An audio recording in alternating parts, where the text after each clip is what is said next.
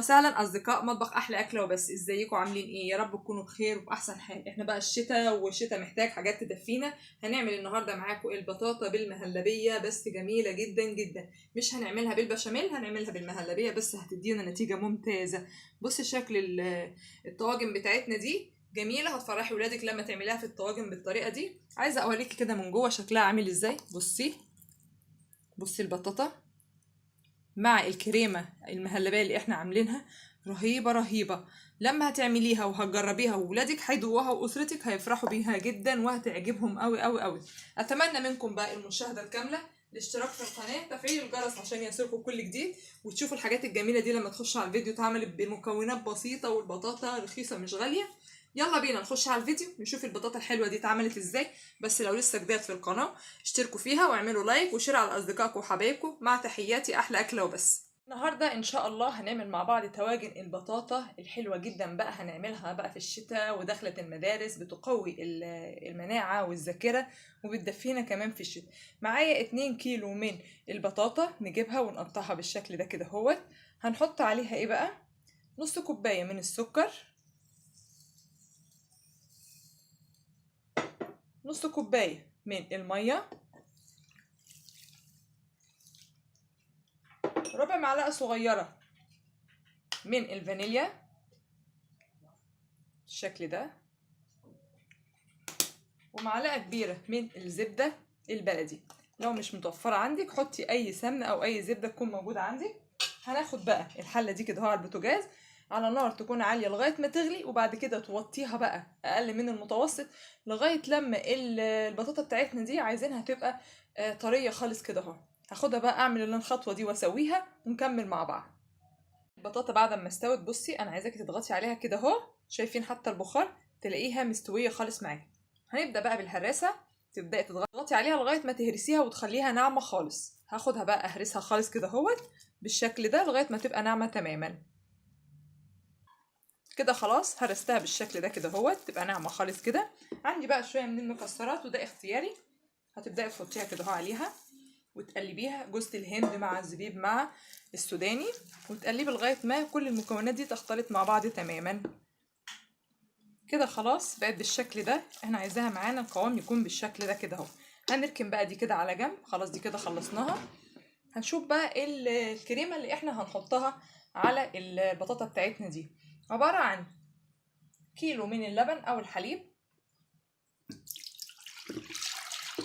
كيلو. هنحط عليه 4 معالق كبيره من السكر، والسكر هتظبطيه حسب ما انت عايزه، بس المقدار ده مقدار السكر ده كده مظبوط على الكميه دي.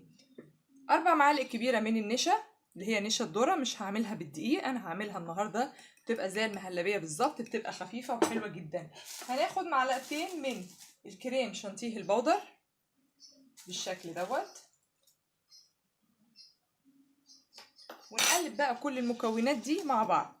وعندي بقى صفيت نص كوبايه الميه اللي كانت في قلب تسويه البطاطا دي، طبعا فيها زبده وفيها سكر وفيها الميه اللي احنا حطيناها. هضيفها برده كده اهوت على الخليط ده عشان خاطر تطعم المهلبيه بتاعتنا. كل ده انا بعمله على البارد، وهناخده بقى على البوتاجاز عشان خاطر نسويه كده. انا حطاها على البوتاجاز على نار هاديه عشان خاطر يستوي معانا المهلبيه بتاعتنا بالشكل ده. تنيكي تقلبي فيها لغايه ما القوام بتاعها يتقل كده. خلاص ده القوام اللي انا عايزاه للمهلبيه بتاعتنا بالشكل ده.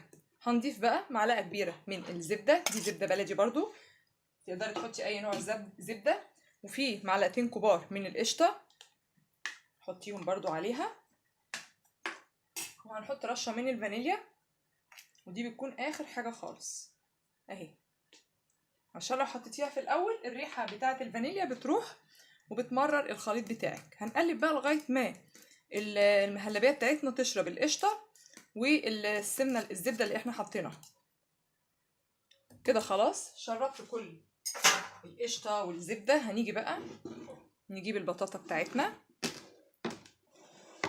وهاخد معلقتين من خليط المهلبيه ده عشان خاطر اضيفه هنا اهو على خليط البطاطا، عشان انا عايزه انكه البطاطا بتاعتنا بنفس خليط المهلبيه ونقلبها كويس خلاص كده بقى جاهز معانا خليط البطاطا وخليط المهلبيه. خلاص هنبدا بقى ناخد ايه. انا مش هعملها النهارده في صينيه او قالب، تقدري انت تعمليها في اي حاجه انت تحبيها.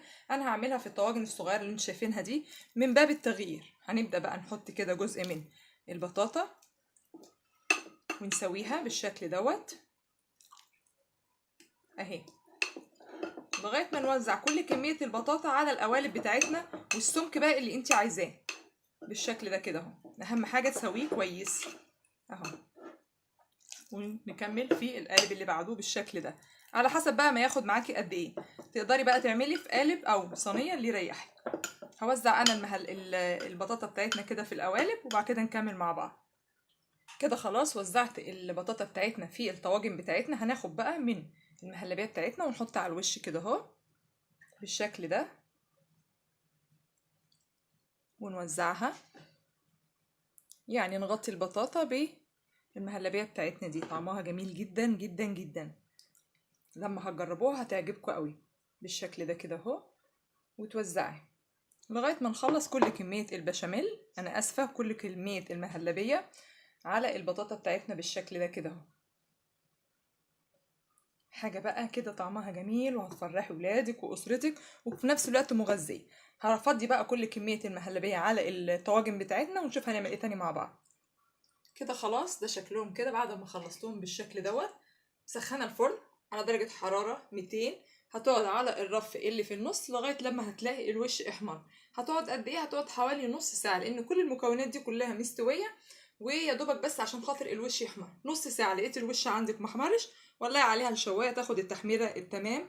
وهوريكي بقى شكلها بعد ما اسويها وقد ايه طعمها جميل جدا جدا جدا. كل اللي هيدوقها هتعجبه، هيعملها بالطريقه دي. كده الشكل النهائي بعد ما طلع من الفرن. عايز اوريكم بس الشكل بقى والجمال عامل ازاي. جميل جميل جميل. وتغيير، بدل ما هنعمل البطاطا بالبشاميل هنعملها بالمهلبيه، وما تستغربوش طعمها رهيب، هتعجبكم جدا. ما تنسونيش بقى من الشير، الاشتراك في القناه، تفعيل الجرس عشان يصلكوا كل جديد، واللايك. مع تحياتي مطبخ احلى اكله وبس. سلام عليكم.